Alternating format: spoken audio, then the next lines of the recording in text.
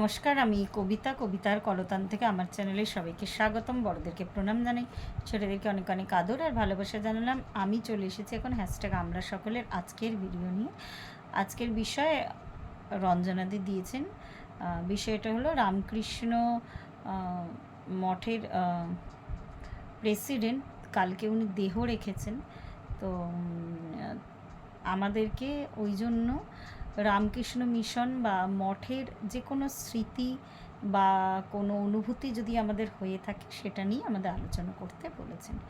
তো আমার কাছে রামকৃষ্ণ মিশন বা মঠ বলতে আমাদের আমার নিজের অভিজ্ঞতার কথা বলছি। আমার কাছে ওই দক্ষিণেশ্বরে যখন ঘুরতে যাওয়া হতো, তো দক্ষিণেশ্বরের ওই পাশে হচ্ছে বেলুড় মঠ।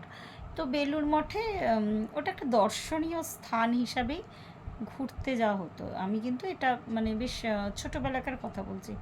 তো শীতকাল থেকে প্রায়শই শীতকাল যখন আর কি পড়তো, তো প্রায়শই তখন ওই দক্ষিণেশ্বর আর ওই পারে বেলুড় মঠ যাওয়া হতো। কিন্তু সেইভাবে অনুভব করার বয়স বা মানসিকতা কোনোটাই কিন্তু হয়নি। আস্তে আস্তে যখন একটু বড় হলাম, তখন যখন ওই ওই বেলুড় মঠে আর কি ঘুরতে যাওয়ার ভ্রমণ করার একটা জায়গা হিসাবে আর কি ধরতাম। তো সেইভাবে যখন যে তাও যে একটা খুব অনেকবার গেছি বা প্রায়শই গেছি তা কিন্তু নয়। যেহেতু নৌকা পেরিয়ে ওই দিকটা যেতে হয়, যাওয়াও খুব কম হতো। আমার একদম অতি সামান্য একটু অভিজ্ঞতা, সেটাই আমি শেয়ার করব। তো বেশ বড় হবার পরে, ইভেন বলতে গেলে বিয়ের পরে গেলাম, তখন ছেলে অনেকটা ছোট। ওই গিয়ে না প্রথম অনুভব করলাম যে আমার ভেতরে একটা শান্তি অনুভব হচ্ছে। আর অনেক ভেতরটা না একটু বেশ এইগুলো তো শব্দে প্রকাশ করা যায় না। ভীষণ একটু উত্তাল বা একটা অদ্ভুত একটা অনুভূতি।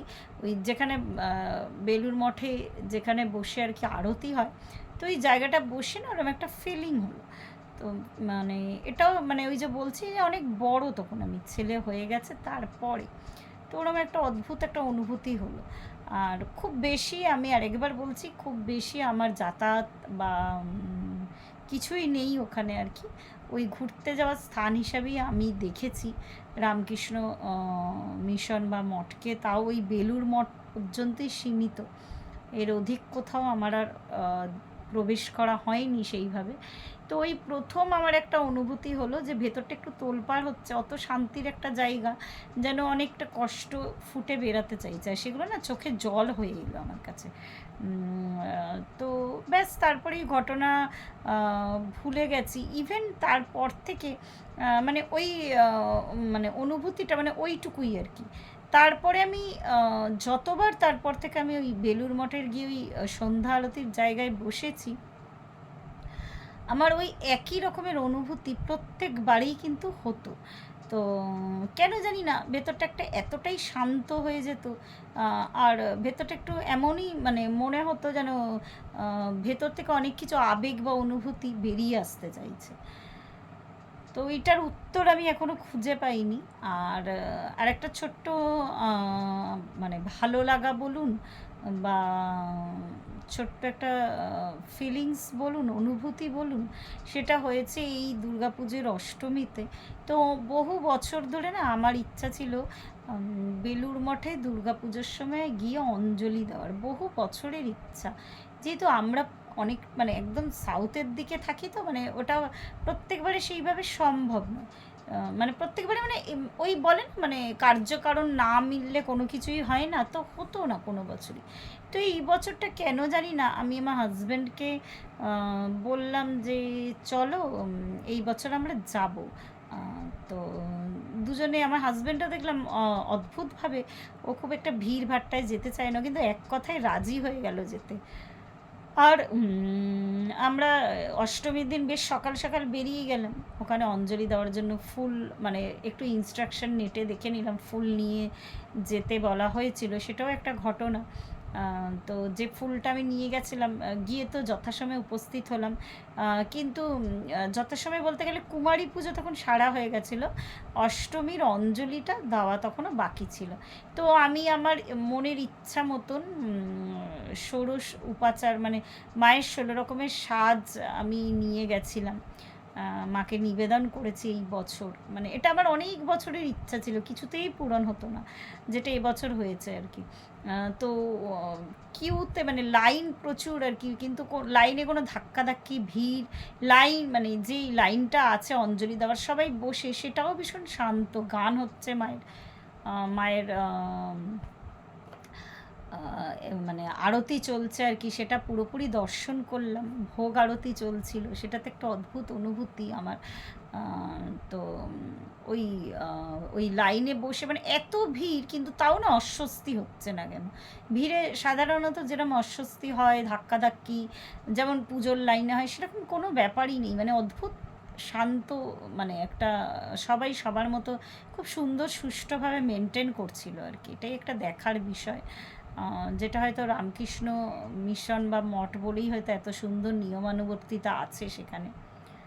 তো আমি বসে গেলাম, আমার হাজব্যান্ডকে বসতে বললাম, মানে ছেলেদের আলাদা লাইন, তো বসলো না, ও বললো না না দাঁড়িয়ে আছি। তো দাঁড়িয়েছিল ওই ওদের নিয়ম ওয়াইজ আর কি, ওরা যে ফুলটা দেয় সেটা যারা দড়ির ওই দিকে দাঁড়িয়ে থাকে, তো তাদের কাছে ফুলটা দেয় না, মানে ওই যতজন বসে থাকে তাদের পর্যন্তই ফুলটা পড়ে।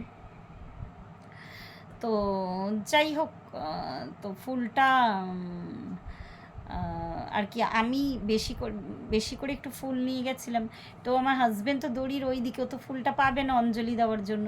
তো আমি যখন ফুলটা ওকে দিলাম, মানে বহু লোক, মানে আমি একটা পদ্ম ফুল শুধু আমি নিজের জন্য বার করেছিলাম, বহু লোক কিন্তু আমার ওই ফুলটা, মানে যাদের হাতে ফুল পৌঁছায়নি তারা আমার ওই ফুলের প্যাকেট নিয়ে, কিন্তু বহু লোক, মানে এটা একটা মানে আমার কাছে খুশির ব্যাপার। তো ওই ফুলটা কিন্তু মায়ের পায়ে পড়লো। আর যেই ব্যাপারটা বলছে আমার অনুভূতির বিষয়টা, তো যখন এই আরতি হচ্ছে না, ভোগ আরতি যখন হলো, অদ্ভুত, আমি এত জায়গার আরতি দেখেছি, এত সুন্দর আমি দেখেছি, এখানেও খুবই সুন্দরভাবে মাকে ভোগ নিবেদন করে যখন আরতি হলো, আরতির পরে না যখন মানে পর্দা ঢেকে দেওয়া হয়, এর মধ্যে তো বিভিন্ন ধরনের স্ক্রিনে দেখানো হচ্ছে, দূরে বসে থাকলেও দেখতে কোনো অসুবিধা হচ্ছে না, পুরোটাই দেখা যাচ্ছিল, বড় স্ক্রিন টাঙানো, ওই যে বললাম খুব সুন্দর শান্তভাবে সবাই বসেছিল। একটা অদ্ভুত অনুভূতি যখনই ভোগ আরতির পরে ওই পর্দাটা কিছুক্ষণ থাকে, তারপরে ভোগ নিবেদনের পরে যখন পর্দাটা সরানো হলে এই গল্প ঠিক না, আমার অনুভবটা আর কি আগেও শেয়ার করেছি আমি। তো তখন মায়ের যেন অপূর্ব সুন্দর এক প্রশান্ত মূর্তি, তো মনে হলো যেন আমি আগেও এই কথাটা আমি শেয়ার করেছিলাম, আমি দুর্গাপুজোর ওই দেখে আসার পরে ভোগ আরতির পরে মা মনে হলো যেন প্রসাদটা গ্রহণ করলেন আর কি। তো মানে প্রসাদ গ্রহণ করে মা যে তৃপ্ত হয়েছেন অদ্ভুতভাবে, ওই মায়ের দিকে তাকিয়ে আমার কিন্তু ওই কথাটাই মনে হলো, আমি কেন জানি না, বলতে পারবো না, এটা আমার একটা ভেতরে মায়ের মুখটা যেন জলজল করছিল, মানে ভোগ আরতির আগে আর পরে মায়ের মুখের যেন মানে অনেকখানি পার্থক্য চোখে পড়লো। তো এটা আমার ভেতরের একটা অনুভূতি, সেটাই আমি শেয়ার করলাম। ওই বললাম খুব বেশি আমি যুক্ত নয় বা যাইও নি, সেই সৌভাগ্য খুব বেশিবার আমার হয়নি, তো যতখানি ছোট্ট অভিজ্ঞতা সেটাই আমি শেয়ার করলাম। তো প্রত্যেকে ভালো থাকবেন, পরিবারের সকলকে ভালো রাখবেন, ধন্যবাদ।